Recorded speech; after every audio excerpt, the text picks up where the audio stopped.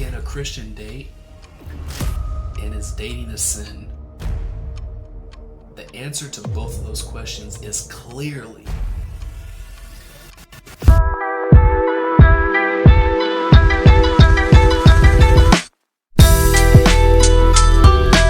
What's going on, everyone? Today we're going to be talking about whether or not it's okay for a Christian to date and whether or not dating itself is a sin.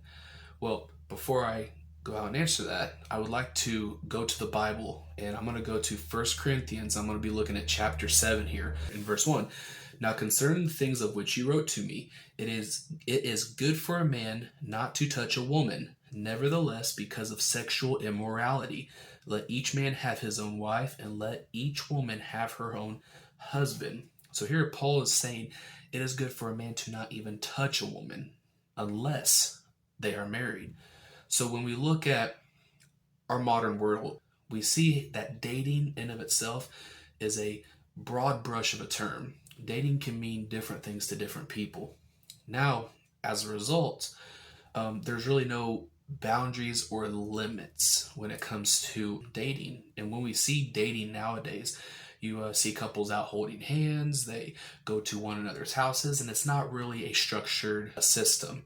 So I would suggest a Christian to not date, for dating is unbiblical, and dating can most certainly lead to sin.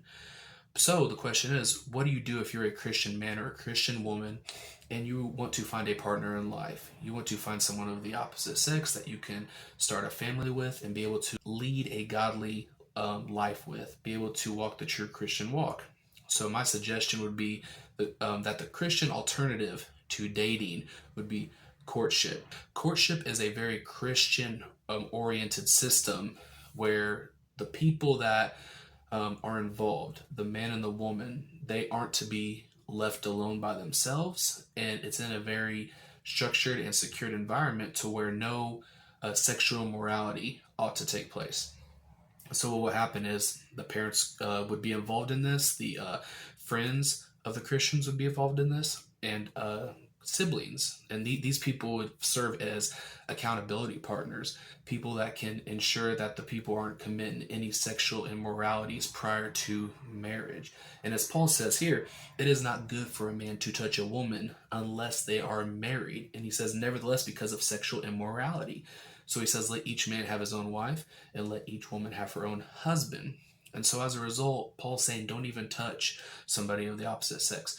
And as humans, we are prone to make bad decisions. And so when it comes to sexuality in the Bible and the lust of the flesh, this is something that is so easy to get into and something that's so easy to fall into whenever you're out there trying to find someone that you want to date. And as a result, this could end in sin for both parties. And so what we need to do is we need to look at this and go, which one is more in line with the Christian belief? Is it this open concept of dating, or is it this more secure and structured form of trying to find a partner, which is called courtship? And so when we look at Jewish tradition, they have a system known as shidduch. And with shidduch, this here is similar to that of courtship, where there are accountability partners involved. So that way the individuals can get to know each other on a more personal level about each other's lives, what they have planned for in the future, their values, and all that can be done without having to get into a situation where both parties may or may not be tempted in committing a sin with one another. In Hebrews chapter 13, verse 4, Paul says, marriage is honorable among all, and the bed undefiled, but fornicators and adulterers God will judge. So fornication and adultery, these are both clear as day sins, and this is something that God looks down on very severely. And Paul writes here that he desires the marriage to be honorable and keep the bed undefiled. And even in Matthew chapter 5, verse 28, it says, but I say to you that whoever looks at a woman to lust for her has already committed adultery with her in his heart. And so you don't even want to look at somebody with lust, because that there's committing adultery in the heart. And so when you're looking at when you're looking to find a partner out there, you want to do this with the utmost pure heart. You can look at someone and say that they're either handsome or that they're beautiful, but the sin begins whenever you begin to lust at them, when you look at them in a sexual manner.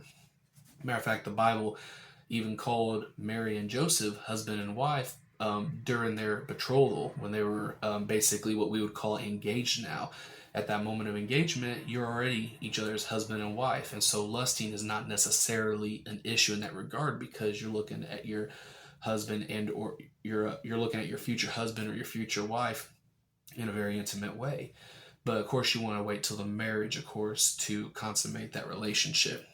And so, the Jewish tradition is very similar to that of courtship, in that there are accountability partners. There's people to ensure that you're not going to fall into sin, because that is something we do not want as Christians. And one of the oldest testaments to this in Jewish tradition is the story regarding Isaac and Rebekah, where Abraham, which is Isaac's father, one of his servants, Eliezer, he traveled 400, I believe it was, some miles to find Isaac a wife, and he got Rebekah, and they got together, and this was a form of courtship, or in the Jewish tradition known as shidduch. This system is supposed to be there to assist the Christian in their walk with the Lord, to ensure having a pure heart and a pure mind, and to not fall into temptation. And this is what all Christians should be striving to do, who does not have a husband or wife in their life, and they're looking for a husband or wife. And clearly nothing is perfect, because anyone can just walk away at any time and not submit to these things. But this is little barriers that you build up for yourself in order for you to do this in a more Christ-like way, to where you're not wanting to put yourself in a situation where you're tempted, and you don't want to be tempted and fall into sin in your heart or in your mind. And of course, when you're in that moment, and you have an opportunity to do something, then you're more likely to commit those actions, as opposed to knowing that someone else is there, and that person is there to ensure that you do not mess up. Accountability partners is a great thing to have.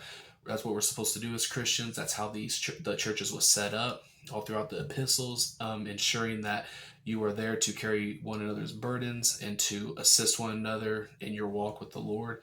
And so as a result, is dating biblical? No, dating is not biblical. Dating is not for Christians, and dating is indeed a sin in regards to, it most certainly can lead to sin. And I would go out on a limb and say it leads to sin more times than not. So again, if you're a Christian and you yourself are not with someone, here in the Bible, 1 Corinthians chapter 7, verse 1, it's not even good for you to touch somebody of the opposite sex. It means no hugging, no holding hands, nothing. Save that for marriage. Keep the marriage pure. Don't be just going at this blindly. You can't be calling yourself a Christian and out there committing sexual immorality. That's just not right. You would be playing a part of a hypocrite, and it's not a good witness for anyone else. In general, nobody wins. The people watching you calling yourself a Christian, seeing you do this stuff, they don't win, because they're like, oh, that's a Christian for you, huh? They're just doing the same things us, reprobates are doing. And it's not good for you, because you're falling into sexual sin. Whether it be touching someone of the opposite sex, whether it be lusting after someone of the opposite sex, or fornicating, having sex outside of marriage, whatever the case may be. It's just not a good look. Paul says it's good for every man who desires a woman to take a woman and make her his wife.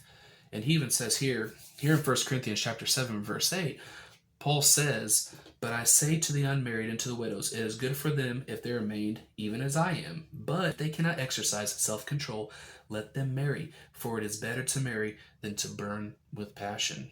Because that is going to lead to sexual immorality, and that leads people straight to hell.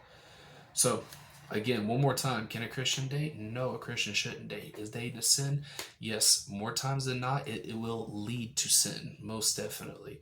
So, I hope that was good for everyone. Hope that was edifying for the body of Christ. If you disagree with me, or if you have comments, just leave it in the comments below. Or you can go to my About section, get a hold of my email if you want to keep it more personal. If you'd rather have personal questions, totally reach out to me. That's fine. Hope this video is good for you. Everyone, take care and have a blessed day.